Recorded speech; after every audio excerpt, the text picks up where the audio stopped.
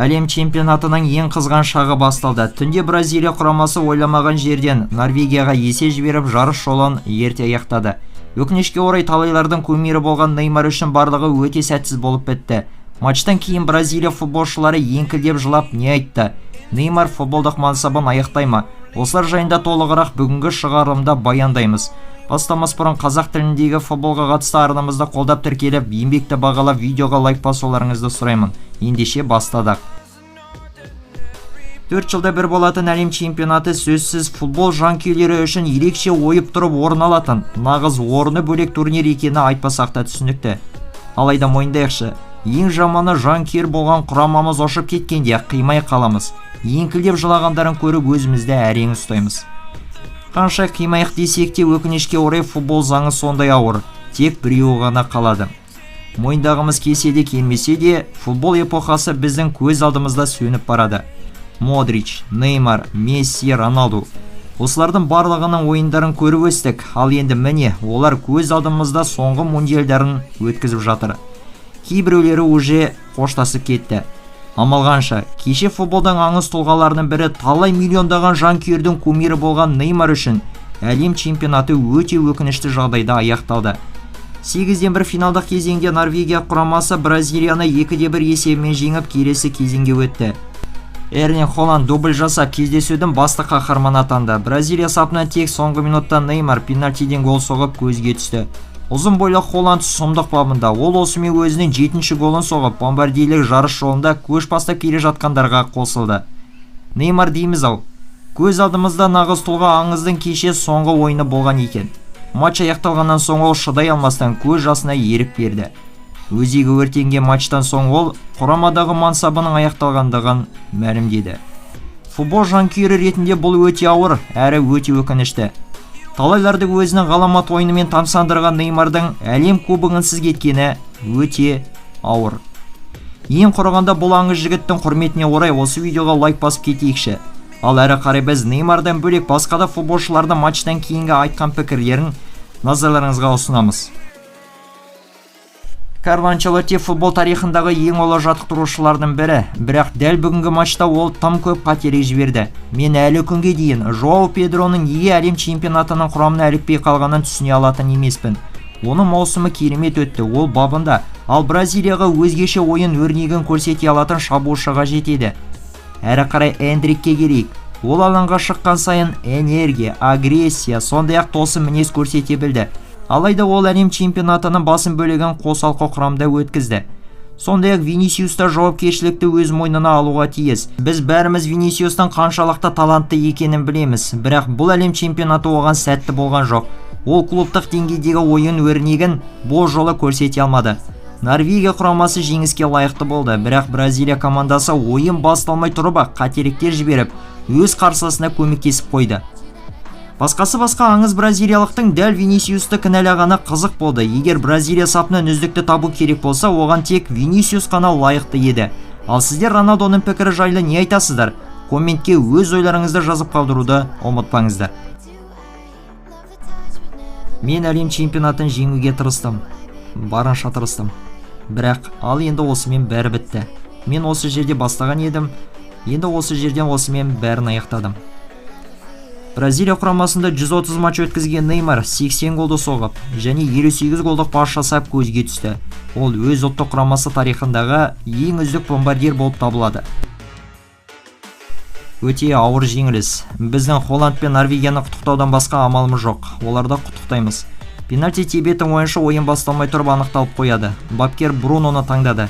Өйткені ол соңғы жаттығуларда өзін өте жақсы көрсеткен болатын. Өкінішке қарай ол пенальтиден гол соға алмады. Енді бұл оның құрамадағы мансабына еш әсер етпейді деген үміттемін. Ал өзіме келетін болса, мен ешқашанда жауапкершіліктен қашпаймын. Әрқашан команданың мүддесі үшін әрекет жасаймын. Неймар, ол менің кумирім. Мен әрқашанда онымен бірге ойнауды қалайтынмын. Бразилия құрамасында онымен бірге өнер көрсете алу, бұл ерекше сәттер болды. Мен оған маусымның қалған бөлігінде және өмірінде әрқашан сәттілік тілеймін. Өйткені ол маған әрқашанда өте жақсы қараған болатын. Мистер Анчелотти де солай. Ол мен үшін бәрін жасаған адам. Маған әрқашан қажетті жауапкершілікті жүктеді. әрқашан қамқорлық танытты және маған әрдайым қолдау көрсетті. Мен қазір не айтарымды білмеймін. Не істеп, не істемегенімізді бағалау өте қиын. Егер қысқаша талдаса, олар шабуылға асағатты шықпай қапталдарымызды әлсіретіп, ойынды бақылауда ұстауға тырысты. Ойын тағдырын шешетін мүмкіндіктеріміз болған, бірақ пайдалана алмадық. Олардың ойынды бақылауы керемет болды. Дегенмен қақпамыздан алыста жүрді. Бірақ соңында 2 соққы жасап, екеуін де голға айналдырды. Бізде де мүмкіндіктер болған, бірақ жүзеге асыра алмадық. Екінші таймда қысымды көп жасамадық. Бұлай жасамауымыз керек еді. Бірақ қазір бұл жайлы айту қиын. Кім көп гол соқса сол жеңеді. Сөз табу қиын. Әлем чемпионатын ұту кез келген бразилиялықтың арманы. Бұл футболға келген күннен бергі арманым еді. Бұл мен үшін үшінші мүмкіндік болатын. Дегенмен мен мұны үлкен мәртебе деп қабылдаймын. Өзіме және осында болған барлық спортшылардың жасаған еңбегімен мақтанамын. Біз тырыстық, жақсы жұмыс жасадық. 210 миллионнан астам бразилиялықтың үмітін ақтай алмағанымызды білеміз. Бірақ өмір тоқтап қалмайды. Мұндай сәтте тек отбасымның жанында болғым келеді. Бәлкім бұл оқиға Норвегия тарихына енетін шығар. Бұл керемет түн. Норвегия тарихындағы ең таңғажайып күндердің бірі. Болып жатқан жағдайға қуанып, осы сәттерді бағалай білу қажет. Біз бұнымен мақтанамыз. Бұл көптеген жастарға шабыт береді деп ойлаймын. Кезінде өзім де осылай шабыт алып өскен едім. Бұл жай ғана керемет сәт. Әрбір матч ерекше. Бізге тым болмағанда бір мүмкіндік қажет еді. Сол сәтті күтіп, бізге мүмкіндік туындағанда оны тиімді пайдалану маңызды болды. Паспен соққан голым есепті 1-0 қылды, ал екінші гол бұл енді ақылға сыймайтын нәрсе болды. Бұл Норвегия тарихындағы ең ұлы матч.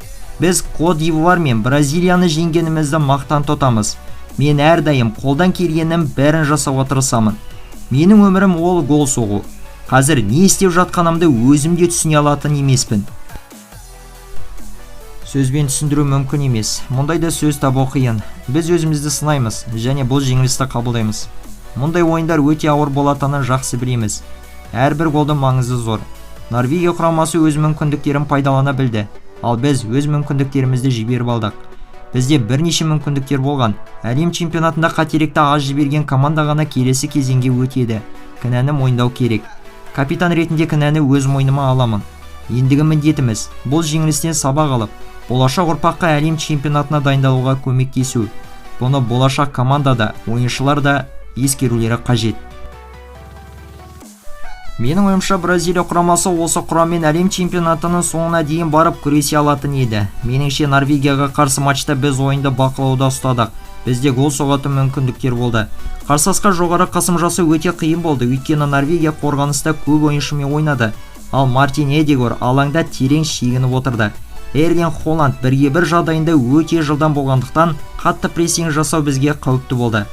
Әрине, бәріміз қатты қапаланып отырмыз. Әлем чемпионаты біз үшін онша сәтті болған жоқ. Бірақ та бүгін біз жеңіске лайық болдық деп ойлаймын. Мұндай ауыр сәтте жеңілісті жаңа бастама деп қабылдау қажет. Біз әрі қарай өсіп, жаңа идеялар іздеуіміз керек. Бұл жеңіліс соңы емес, жаңа кезеңнің бастамасы.